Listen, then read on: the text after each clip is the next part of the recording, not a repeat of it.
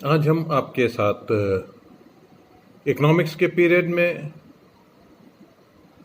एक नए चैप्टर के साथ एक्सचेंज या विनिमय के रूप में हम शुरू करने जा रहे हैं। और इसके पहले चैप्टर के अंतर्गत हम आपके साथ डिस्कस करेंगे meaning of exchange, advantages of exchange and form of exchange.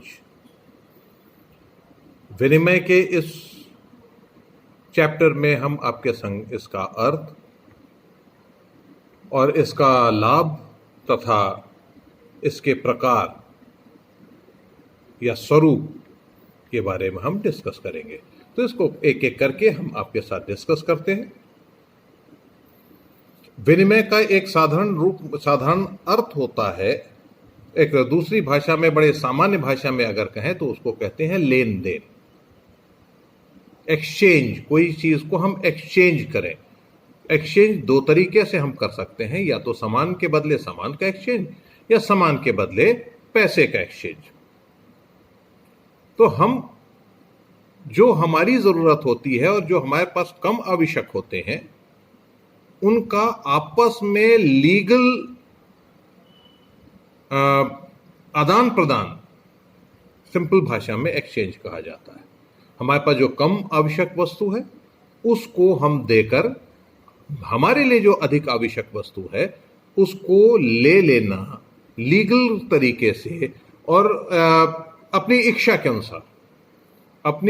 के अनुसार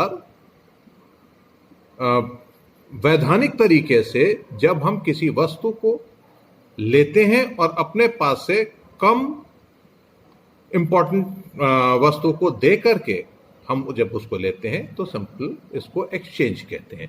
ये चैप्टर अब हम आपके संग स्टार्ट करने जा रहे हैं इकोनॉमिक्स के अंतर्गत।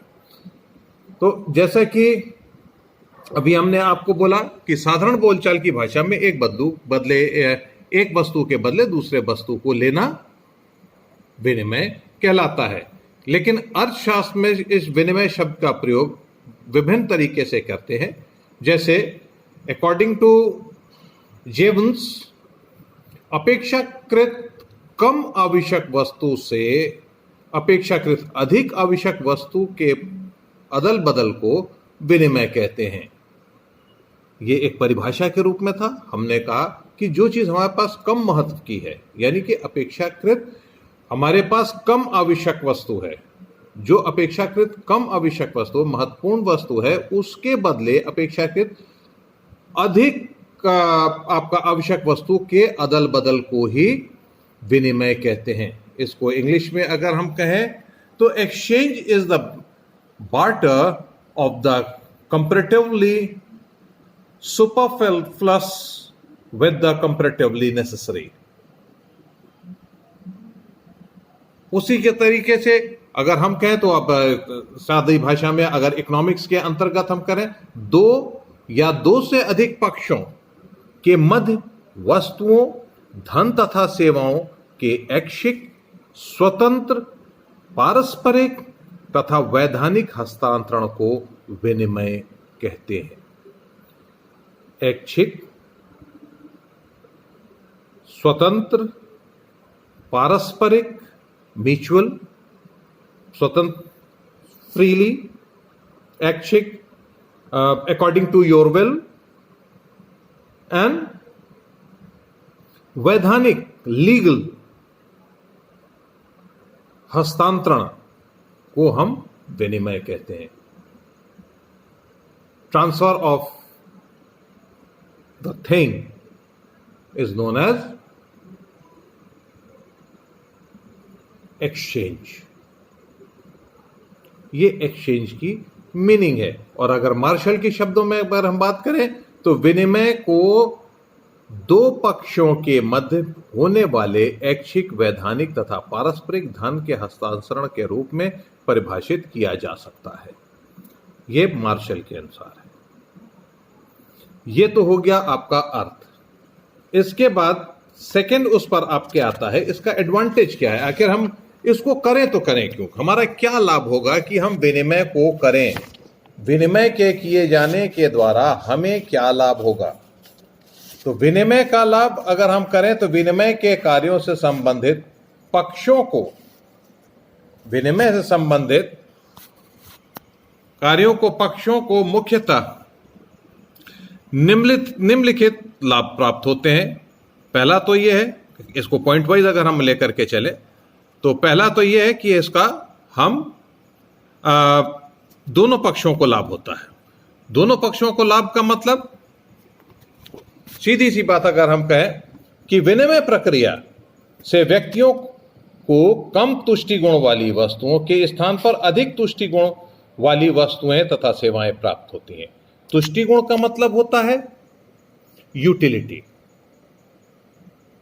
हमारे पास जो वस्तु कम यूटिलिटी की हैं, उसके बदले में हम अधिक यूटिलिटी की वस्तुओं को या सेवाओं को हम प्राप्त कर सकते हैं।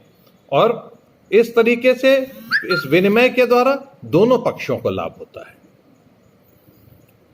इस तरीके से दोनों पक्षों को लाभ होता है, क्योंकि उनकी आवश्यकता अनुसार जो उनकी यूटिलिटी की वस्तुएं हैं वो हमसे प्राप्त हो जाती हैं, जो हमारी यूटिलिटी की वस्तु हैं हम दूसरे पक्ष से हम ले लेते हैं। लेकिन जैसा कि अभी हमने आपसे बताया कि ये ऐच्छिक होना चाहिए, ये स्वतंत्र होना चाहिए, और 3-4 इसके पीछे आपके कारण है, 4 मतलब कि कंडीशन है। ऐच्छिक हो, स्वतंत्र हो, पारस्परिक हो और वैधानिक होनी चाहिए। ये जो होगा तभी ये एक्सचेंज कहा जाएगा, तभी ये एक्सचेंज कहा जाएगा, और तभी ये इकोनॉमिक्स के अंतर्गत आएगा। नहीं तो ये इकोनॉमिक्स के अंतर्गत नहीं आने वाला होगा और ये इकोनॉमिक्स से बाहर हो जाएगा। क्योंकि अगर आप जबरदस्ती किसी चीज को लेते हैं तो वो इलीगल हो जाएगा। लीगल होना जरूरी है। ऐच्छिक, स्वतंत्र, वैधानिक और पारस्परिक, एक दूसरे से साथ हम जब अदल बदल करते हैं तो वो विनिमय होता है। दूसरा, आवश्यक वस्तुओं की पूर्ति का सुलभ होना। विनिमय द्वारा मनुष्य तथा राष्ट्र ऐसी अनेक वस्तुओं को प्राप्त कर लेते हैं जिनको वे स्वयं उत्पन्न नहीं कर पाते। जैसे उदाहरण के तरीके से कहें, भारत अन्य राष्ट्रों से कपास, मशीन, तेल आदि वस्तुओं का आयात करता है, और साथ ही भारत दूसरे राष्ट्रों को चीनी, चाय, जूट आदि अनेक वस्तुओं का निर्यात करता है, जिससे दोनों राष्ट्रों को फायदा होता है और दोनों ही राष्ट्र अपनी आवश्यकता की वस्तुएं प्राप्त कर लेते हैं। यह एक सिंपल एक्सचेंज है।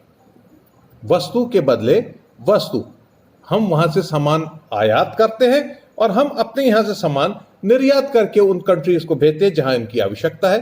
तो सामान के बदले सामान को जब हम करते हैं और इस तरह से दोनों राष्ट्रों की आवश्यकताओं की पूर्ति होती है, तो ये एक एक्सचेंज का फायदा है।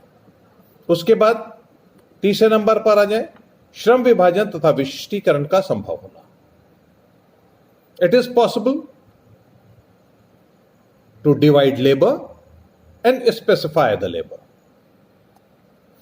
विनिमय भौतिक भौगोलिक श्रम विभाजन को संभव करता है, जिसके फलस्वरूप विभिन्न राष्ट्र उन्हीं वस्तुओं तथा सेवाओं का उत्पादन में विशिष्टीकरण प्राप्त कर लेते हैं, जिसका संबंध उन्हें अधिक सुविधाएं प्राप्त होती हैं।